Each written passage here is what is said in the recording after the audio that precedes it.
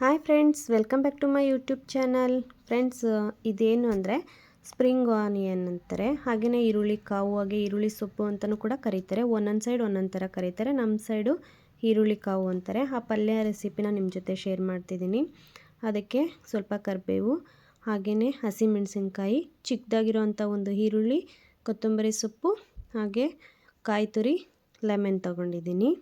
ಈಗ ಒಂದು 3 table spoon ಆಗೋಷ್ಟು ಆಯಿಲ್ ತೊಗೊಂಡಿದ್ದೀನಿ.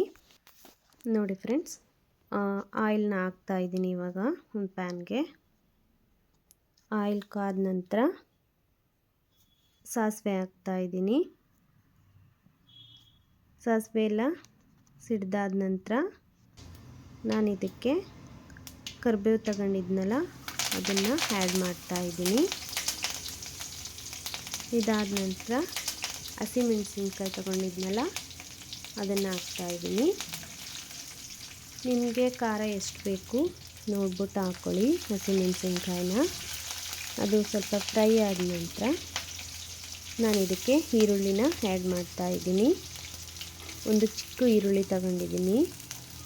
ಇದಾದ ನಂತರ ಒಂದು ಚಿಟಿಕೆ ಆಗೋಷ್ಟು ಅರಿಶಿನ ಪುಡಿ ಹಾಕ್ತಾಯಿದ್ದೀನಿ. ಇದೆಲ್ಲನ ಚೆನ್ನಾಗಿ ಮಿಕ್ಸ್ ಮಾಡಿ.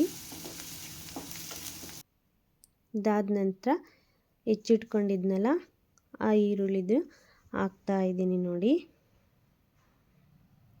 ಎಷ್ಟು ಗ್ರೀನಾಗಿ ತುಂಬ ಚೆನ್ನಾಗಿ ಕಾಣಿಸ್ತಾ ಇದೆ ನೋಡೋದಕ್ಕೆ.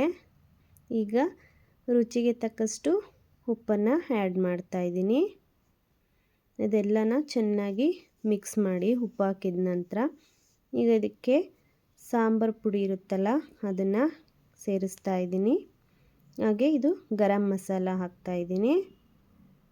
ಇದಾದ ನಂತರ ಇದನ್ನೆಲ್ಲ ನೀಟಾಗಿ ಮಿಕ್ಸ್ ಮಾಡೋಣ.